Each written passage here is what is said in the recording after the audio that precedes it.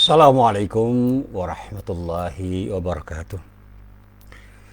Alhamdulillahilladzi arsala rasulahu bil huda wa dinil haqq liyudhhirahu 'alad dini kullih wa kafa billahi syahida. Asyhadu an la ilaha illallah wahdahu la syarika lah wa asyhadu anna Muhammadan abduhu wa rasuluh. Allahumma salli wa sallim ala nabiyyina Muhammad wa ala alihi wa sahbihi wa man walah. Amma ba'd. Para jamaah yang dirahmati Allah, alhamdulillah pada pagi hari ini Allah masih berkenan memberikan kesempatan pada diri kita untuk bermuajahah. Kita bisa bertemu dan mudah-mudahan sekali lagi kita berharap pertemuan-pertemuan kita ini benar-benar menjadi pertemuan yang mendapatkan ridho dari Allah Subhanahu wa taala. Amin. Para jamaah yang dirahmati Allah, di dunia ini semua orang menginginkan ada keadilan. Semua bisa berjalan secara proporsional. Dalam bahasa Jawa, semua bisa empan papan. Apa yang seharusnya terjadi ya harus terjadi, dan apa yang seharusnya tidak terjadi ya harus tidak terjadi. Apa yang jadi hak itu bisa dia dapatkan, dan apa yang menjadi kewajiban bisa dijalankan. Seringkali orang bicara tentang hak-hak dirinya, tetapi dalam banyak hal dia lupa bahwa orang lain punya hak, yang pada saat kita itu sadar bahwa orang lain juga punya hak, kita tidak boleh sewenang-wenang mengambil hak diri kita dengan tanpa menghiraukan hak-hak orang lain. Satu saat saya pernah masuk ke sebuah gedung. Ada orang yang merokok dengan sangat santai, sementara ada ibu-ibu yang terbatuk-batuk karena menghirup asap rokok. Sebelum saya mengingatkan, ibu itu mengingatkan, "Pak, tolong jangan rokok di sini, saya batuk." Apa kata bapak itu? "Ya, kalau ibu tidak mau terbatuk-batuk, ya jangan di sini, saya pengen merokok." Nah, artinya saya memahami bahwa bapak ini memahami bahwa dirinya punya hak untuk merokok, tapi dia tidak bisa memperhatikan dan tidak menghiraukan bagaimana orang lain itu bisa terbatuk-batuk karena asap rokoknya, sehingga dia dikatakan tidak menghargai orang lain untuk tidak batuk. Sementara ibu itu menginginkan bapak itu paham bahwa di ruang publik jangan sampai dirinya itu berbuat sesuatu di luar batas keinginan publik atau hak-hak publik yang memang harus dihargai. Kalau memang mau merokok, ya mestinya dia merokok di ruang yang lebih privat atau di ruang-ruang yang memang diperuntukkan bagi para perokok, yang di situ tidak ada orang terganggu, atau minimal bisa saling dipahami karena orang-orang di situ ada orang-orang yang tidak terganggu dengan para perokok. Saya tidak akan bicara tentang haram tidaknya merokok, tetapi ada hak yang seringkali terlanggar karena ada orang yang ingin haknya itu terpenuhi. Nah, disinilah kemudian saya sering mengembangkan begini. Dalam kehidupan bermasyarakat, kita harus bisa berbuat baik kepada diri kita sendiri dan juga bisa berbuat baik kepada orang lain. Berbuat baik itu merupakan sesuatu yang penting, dan bahkan tidak ada orang yang tidak ingin diperlakukan dengan baik, dan pada saatnya orang harus bisa berbuat baik pada orang sebagaimana kita juga ingin diperlakukan dengan baik.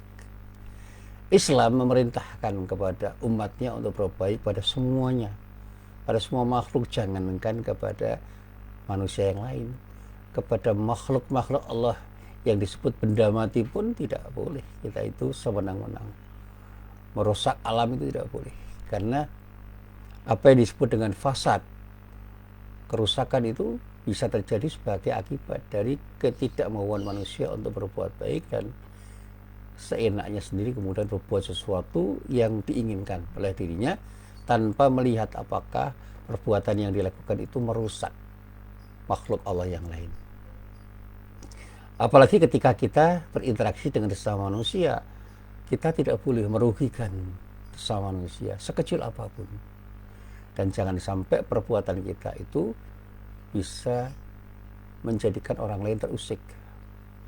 Di dalam Al-Quran, perintah untuk berbuat baik itu kadangkala beriringan dengan perintah untuk menegakkan keadilan. Dan ini mengisyaratkan tegak dan berkembangnya perbuatan baik dalam kehidupan manusia itu didukung oleh perilaku adil, kebiasaan berbuat adil. Saya seringkali mencoba untuk merenungkan apa yang selalu saya ucapkan ketika saya berkhutbah, yaitu ayat yang terdapat di dalam surah An-Nahl. Di dalam ayat itu Allah berfirman, A'udzubillahi minasyaitonirrajim. Innallaha ya'muru bil adli wal ihsan. Sesungguhnya Allah menyuruh kamu berlaku adil dan berbuat baik. Jadi melakukan perbuatan yang baik dan berlaku adil itu satu rangkaian. Tapi dahulukan untuk berlaku adil baru ihsan. Sehingga ada mufassir yang mengatakan berbuat adil itu akhirnya akan menciptakan kebaikan. Dan pada saatnya orang harus mendahulukan bagaimana dia harus berbuat adil kepada semuanya termasuk pada dirinya, sehingga semua yang dilakukan itu benar-benar proporsional dan bisa memberikan kebaikan kepada siapapun. Lalu di dalam ayat ini dikatakan wa ita'idil qurba wa yanha 'anil fahsya'i wal munkar. Kemudian ada tambahan wal baghi. Jadi dikatakan wa ita'idil qurba wa yanha 'anil fahsya'i wal munkari wal baghi. Bagaimana kita juga diperintah untuk memberi sesuatu kepada kaum kerabat, sanak kerabat. Dan Allah melarang perbuatan keji dan mungkar serta permusuhan. Ada 3 perbuatan yang dilarang oleh Allah: fahsya, mungkar, dan bagh. Nah, tafsirnya memang beragam itu. Tapi itu satu rangkaian. Apapun perbuatan yang buruk dan dinilai buruk oleh Allah dan Rasul-Nya harus dihindari. Apapun tindakan yang bisa menciptakan keburukan pada siapapun harus dihindari. Apa tindakan yang bisa berakibat pada sesuatu yang tidak baik harus dihindari. Apalagi kemudian tindakan itu bisa menciptakan chaos. Nah, saya pernah merenung. Ada sebuah ucapan yang provokatif yang dilakukan oleh orang yang pada saatnya akan membangun kebencian orang terhadap orang lain. Dan kata-kata itu seringkali diucapkan oleh seseorang. Padahal orang itu seringkali muncul di media sosial dan televisi. Saya berpikir, apa tidak sebaiknya orang itu mengemas kembali kata-katanya itu sehingga kata-katanya itu betul-betul menjadi kata-kata yang tidak provokatif. Karena dia adalah orang yang didengar orang banyak. Berbeda dengan orang biasa yang kata-katanya tidak didengar orang. Apapun kata-kata yang diucapkan itu tidak banyak berpengaruh. Saya sebagai seorang mubalik di kampung itu pun hati-hati sekali, karena sekecil apapun saya punya komunitas yang bisa dan mau mendengar apapun yang saya katakan. Ya, sekecil apapun saya ini orang kampung yang sering ngisi pengajian. Minimal ada jamaah-jamaah masjid kecil yang mau mendengar kata-kata saya. Sehingga saya selalu diberi saran, usulan, dan diingatkan oleh teman-teman saya. Berhati-hatilah di dalam berkata-kata. Jangan sampai kita mengatakan sesuatu yang bermuara pada keburukan, meskipun kata-kata kita itu maksudnya baik, tapi dampak dari kata-kata itu bisa menciptakan keburukan. Dan saya katakan, ya tidak hanya kata-kata, tindakan kita pun juga harus kita kemas menjadi tindakan-tindakan yang baik, yang tidak menciptakan keburukan dan tidak berdampak pada sesuatu yang tidak baik. Dan saya katakan bahwa fahsya, mungkar, dan bagi satu rangkaian, karena di dalam kitab tafsir yang saya baca, apapun yang dinilai buruk oleh Allah dan Rasul-Nya itu adalah sesuatu yang harus dihindari. Apapun yang bertentangan dengan hati nurani dan akal sehat sehingga bisa menciptakan keonaran harus kita hindari. Sesuatu yang ketika meskipun sesuatu itu baik, tetapi ketika kita lakukan di sebuah tempat dan di suatu waktu tertentu ternyata tidak proporsional, tidak pas, tidak sebaik yang kita lakukan, harus kita hindari. Dan saya seringkali menunda untuk melakukan sesuatu atau mengatakan sesuatu yang sebenarnya baik, tapi pada saat itu dan di tempat itu memang tidak layak untuk saya ucapkan. Ya, saya kebetulan seringkali diberi peran oleh para jamaah saya untuk memberikan tausiah, dan bahkan sering ada jamaah yang berbagi dengan diri saya. Saya hati-hati sekali untuk mengatakan sesuatu yang kata-kata itu meskipun baik, selalu saya lihat siapa orang yang berbicara dengan saya, untuk apa dia berbicara, dan timingnya tepat nggak, waktunya tepat nggak saya berbicara. Sehingga saya harus mengemas kata-kata itu menjadi kata-kata yang benar dan berdampak baik. Kira-kira pertimbangan saya begitu. Sehingga saya selalu mencoba untuk mengatakan sesuatu yang benar itu dengan rangkaian kata dan kalimat yang saya harapkan mereka itu bisa memahami dan bisa melakukan tindakan yang baik dan benar, sehingga dampak dari perbuatan yang dilakukan sebagai akibat dari nasihat saya itu benar-benar membawa kebaikan bagi dirinya dan banyak orang yang berinteraksi dengan dirinya. Ini yang selalu saya upayakan. Saya bukan psikolog, tetapi saya mencoba untuk belajar bagaimana memahami sesuatu yang terkait dengan persoalan-persoalan psikologis yang serba terbatas. Ya, bacaan saya tentang masalah psikologis sangat terbatas, dan itu yang saya jadikan sebagai pijakan untuk bisa berkata-kata dan berbuat sesuatu. Dan saya juga banyak bertanya kepada teman-teman yang lebih banyak mengerti tentang persoalan itu, sehingga apa yang saya katakan itu menjadi sebuah rangkaian kata dan kalimat yang bisa dipertanggungjawabkan. Nah, para jamaah yang dirahmati Allah, berbuat baik dan berbuat adil itu satu rangkaian, dan Allah mencintai orang-orang yang berbuat baik dan berlaku adil. Perbuatan baik itu lahir dari orang-orang yang betul-betul punya sikap adil. Karena sifat-sifat adil yang ada di dalam dirinya itu akan menciptakan keinginan orang itu untuk berbuat baik pada siapapun. Dan sifat-sifat baik itu juga diberikan kepada orang-orang yang memiliki kesabaran untuk membangun keadilan pada siapapun. Karena untuk menjadi orang yang adil itu perlu kesabaran yang luar biasa. Karena seringkali apapun yang kita lakukan itu, dalam banyak hal bahkan saya katakan, menguntungkan kita tapi tidak menguntungkan orang lain. Atau sebaliknya begini, ketika kita ingin memberikan keuntungan pada orang lain, kita tidak sadar bahwa apa yang kita berikan pada orang lain itu ternyata berdampak buruk pada diri kita. Kita itu bisa, kita dalam arti pribadi, kita dalam arti keluarga kita, kita dalam arti komunitas kita. Ya, karena kita berada di kerumunan yang besar, kita ingin mengatakan sesuatu dan melakukan sesuatu yang bisa diakui baik dan benar oleh banyak orang yang berkerumun dengan diri kita. Sementara apa yang kita katakan dan kita lakukan itu justru akan merugikan diri kita sendiri dan orang-orang yang menjadi komunitas kecil kita. Sehingga diri kita dan komunitas kita korbankan untuk kepentingan-kepentingan orang yang menjadi kelompok besar kita.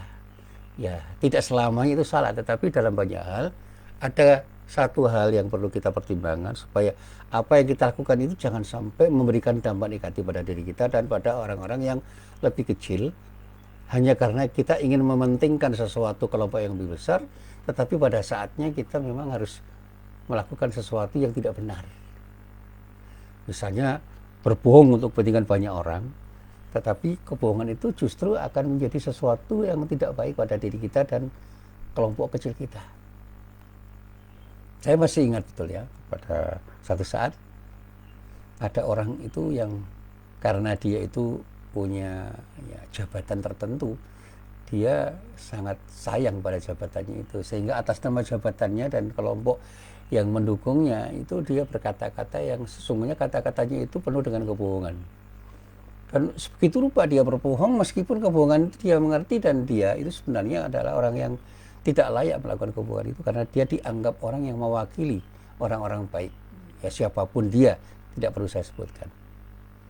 Nah, saya pernah membaca sebuah ayat yang berada di dalam surah Fussilat ayat 35. Di dalam ayat itu Allah mengatakan, wa ma yulaqqaha illal ladzina sabaru wa ma yulaqqaha illa dzu haddin adzim.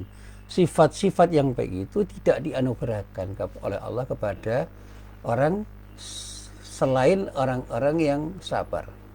Jadi sifat baik itu akan hanya dianugerahkan Allah kepada orang-orang yang sabar dan tidak dianugerahkan melainkan kepada orang-orang yang punya keuntungan yang besar. Abdun alim. Ya. Jadi orang-orang yang punya sifat baik itu anugerah dari Allah. Dan sifat baik itu diberikan Allah karena kesabaran yang dimiliki oleh orang itu, dan Allah memang memberikan keuntungan yang besar pada orang itu karena sifat sabar yang dia miliki, yang pada saatnya dengan kesabarannya itu dia akan bisa berbuat sesuatu yang terbaik untuk dirinya dan banyak orang. Nah, saya seringkali mengatakan di antara perbuatan baik itu adalah memberikan bantuan pada siapapun, bantuan dalam bentuk apapun, bantuan fisik, bantuan material, bantuan tenaga, dan bantuan-bantuan yang non fisik yang dibutuhkan orang. Termasuk kita itu berbuat baik pada orang yang perbuatan itu memang dibutuhkan oleh orang. Kepada siapapun, pada karib perapat kita, pada tetangga kita, kepada semua orang yang berinteraksi dengan kita, dan pada saatnya itulah yang harus kita lakukan. Dan pada saatnya infak, memberikan atau melanjakan sesuatu itu harus kita lakukan. Dan saya selalu mengatakan firman Allah yang ada di dalam surat Al-Baqarah ayat 195, yang di situ Allah berfirman, a'udzubillahi minasyaitonirrajim wa anfiqu fi sabilillah, itu adalah perintah kepada kita agar membelanjakan apapun yang telah diberikan oleh Allah kepada siapapun di jalan Allah, artinya di jalan kebenaran, termasuk harta benda kita. Tetapi dikatakan wala tulqu bi aidikum ila tahlukah, dan jangan kau jatuhkan dirimu ke dalam binasa. Artinya apa? Jangan pernah kita melakukan tindakan-tindakan yang pada akhirnya tindakan itu justru mencederai diri kita dan orang-orang yang dekat dengan diri kita. Dan pada saatnya tindakan itu terus kita lakukan untuk kepentingan-kepentingan infak, tetapi infak itu menjadi sesuatu yang tidak proporsional, sehingga pada saatnya kita justru akan mengalami kekurangan sebagai bagian dari tindakan, sebagai akibat dari tindakan kita yang tidak proporsional itu. Tindakannya baik tapi tidak adil itu. Karena keadilan itu harus bermuara pada sesuatu yang proporsional untuk kita dan orang lain. Jadi ada istilah kebersamaan yang harus kita pahami. Jadi aku harus berbuat baik padamu, tetapi kamu juga harus berbuat baik padaku. Dan ketika kita itu berhadapan dengan mereka, maka mereka dan kita itu satu kesatuan, sehingga kita tidak boleh melakukan tindakan untuk mereka tanpa kita memperhitungkan apakah ketika kita lakukan tindakan untuk mereka, kita itu rugi dan bahkan menjadi terugikan terus-menerus sebagai akibat dari keinginan kita untuk berbuat baik pada mereka. Mereka itu penting, tapi kita juga penting. Maka kita itu adalah orang-orang yang berada di kerumunan yang harus mengerti bahwa di antara kita itu ada mereka yang pada saatnya mereka itu harus menjadi bagian dari diri kita. Ini yang disebut kepedulian kolektif.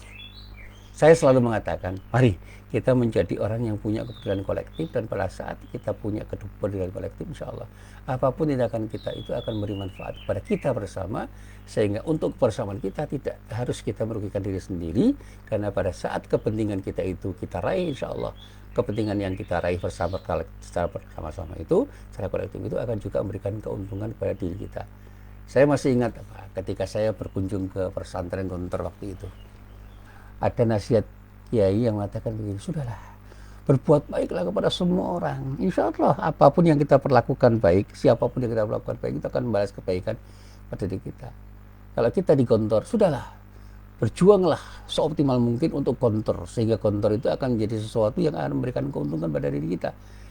Guru-guru, kiai, santri, dan semua orang yang menjadi bagian dari Gontor itu akan mendapatkan manfaat dari kerja keras kita. Jadi jangan pernah ragu untuk berbuat yang terbaik bagi Gontor ini ketika kita sudah berkhidmat di sini. Ini saya masih ingat betul di sebuah acara pengajian yang diberikan oleh sang kiai itu di Masjid Gontor untuk memberikan tausiah kepada para santrinya. Sebagai santri, ayo kita buat baik yang terbaik untuk Gontor ini, sehingga apapun yang kita lakukan itu akan memberikan manfaat pada diri kita, karena apa? Dampak dari kebaikan yang terjadi di Gontor itu akan memberikan kontribusi positif pada diri kita. Kira-kira perkataannya seperti itu maknanya. Meskipun rangkaian katanya tidak seperti yang saya katakan, panjang sekali. Nah, ini yang kemudian saya kembangkan di UMY, Universitas Muhammadiyah Jakarta. Saya selalu mengatakan pada komunitas saya, ayo berbuat sesuatu yang terbaik untuk UMY, karena besarnya UMY Suksesnya UMI itu akan memberikan dampak yang terbaik untuk diri kita yang bekerja di UMI ini. Jangan pernah ragu-ragu untuk menjadi yang terbaik ketika kita melakukan sesuatu, sehingga apapun yang terbaik yang bisa kita berikan pada UMI itu insya Allah akan berdampak baik pada diri kita, dan bukan hanya kita dalam arti pribadi, tetapi keluarga kita dan orang-orang yang hadir bersama kita. Saya masih ingat betul ketika saya masuk ke UMI itu tidak dianggap apa-apa, bahkan diragukan akan menjadi perguruan tinggi yang sebesar sekarang ini. Tapi alhamdulillah dengan kerja keras semua orang yang ada di situ di UMI hadir sebagai perguruan tinggi yang besar dan memberikan manfaat pada banyak orang. Bahwa di dalamnya masih ada kekurangan itu iya, dan itulah tugas kami bersama di UMY untuk berbuat baik dan memperbaiki apa yang ada di UMY. Dan saya yakin, dengan hakul yakin, bahwa apa yang terbaik yang bisa saya berikan kepada UMY itu akan memberikan dampak baik pada diri saya dan semua orang yang berinteraksi dengan diri saya. Asal niatnya satu, ikhlas karena Allah, dan satu hal yang perlu kita cari, ridha Allah. Jadi jangan pernah kita lupa, apapun yang kita kerjakan, mari kita kerjakan karena kita ingin mendapatkan ridha Allah. Orang-orang yang seperti itu yang oleh Allah dijanjikan, ulaika yu'tauna ajrahum marrataini bima sabaru wa yadra'una bil hasanatis sayyi'ata wa mimma razaqnahum yunfiqun. Mereka itu akan diberi pahala 2 kali disebabkan kesabaran mereka, dan mereka menolak kejahatan dengan kebaikan, dan sebagian dari apa yang telah kami rezekikan kepada mereka, mereka nafkahkan. Jadi kalau kita itu mau memberi dengan ikhlas karena Allah, maka kebaikan yang kita berikan itu insya Allah akan menawarkan kebaikan-kebaikan yang terus terjadi pada diri kita. Dan ketika kita menolak keburukan dengan kebaikan, insya Allah keburukan-keburukan yang hilang sebagai akibat dari penolakan kita dengan baik itu akan melahirkan kebaikan. Dan kita akan diberi pahala 2 kali. Karena apa? Sebabnya itu kesabaran, keteguhan hati kita, keinginan kita untuk selalu berjalan diri yang benar tanpa harus berbuat sesuatu yang tidak baik. Insya Allah pada saatnya kita akan diberi oleh Allah balasan yang terbaik, dan pada saatnya insya Allah apapun yang datang pada kita itu akan membawa kebaikan karena Allah ridha. Dan saya seringkali juga mengingatkan, mari kita baca ulang beberapa ayat yang mengingatkan pada diri kita. Yang terakhir sering saya sampaikan, surat Al-Qasas ayat 84. Ini dalam ayat itu Allah berfirman, man jaa bil hasanati falahu khairum minha. Siapapun orang yang datang dengan membawa kebaikan, insya Allah dia akan memperoleh pahala dari kebaikan yang dia lakukan itu lebih baik nilainya daripada apa yang dia kerjakan. Sebaliknya, wa man jaa bis sayyiati fala yujzal ladzina amilus sayyiat. Dan dikatakan fala yujzal ladzina amilus sayyiat. Orang-orang yang datang, barang siapa yang datang dengan membawa kejahatan, keburukan, maka tidak diberi pembalasan oleh Allah kepada orang yang telah melakukan keburukan itu, melainkan seimbang dengan apa yang dikerjakannya. Artinya, apa yang dikerjakan berupa as-sayyiat itu akan kembali kepada dirinya seimbang, proporsional. Itu kemurahan Allah. Sehingga dikatakan illa ma kanu ya'malun, selaras dengan apa yang mereka kerjakan. Jadi kalau kita pernah berbuat tidak baik, Allah akan memberikan ketidakbaikan pada diri kita seimbang dengan keburukan yang pernah kita lakukan. Tetapi begitu kita berbuat baik, Allah menjanjikan kebaikan yang jauh lebih baik dari apa yang pernah kita lakukan. Itu artinya apa? Kemurahan Allah, rahmat Allah itu mendahului azab yang akan diberikan oleh Allah pada orang-orang yang tidak mau taat kepadanya. Nah, disinilah saya selalu menyarankan, mari kita perlakukan diri kita dan orang lain dengan adil, sehingga dampak dari perbuatan adil itu akan membawa kebaikan kepada kita dan orang lain. Berbuat baiklah dengan seadil-adilnya, karena pada saatnya sikap adil itulah yang akan mendatangkan kebaikan pada diri kita dan orang-orang yang berinteraksi dengan kita, dan mereka pun akan membalas dengan balasan yang insya Allah jauh lebih baik dari apa yang pernah kita lakukan, karena janji Allah, apapun kebaikan yang kita lakukan insya Allah akan berdampak pada kebaikan yang jauh lebih baik dari apa yang pernah kita kerjakan. Fastabiqul khairat. Mari kita berbuat sesuatu yang terbaik, menjadi yang pertama dan utama, dan insya Allah kita pun akan menerima dampak baik dari perbuatan baik yang kita lakukan dimanapun dan kapanpun kita berada. Amin ya mujibas sa'irin. Assalamualaikum warahmatullahi wabarakatuh.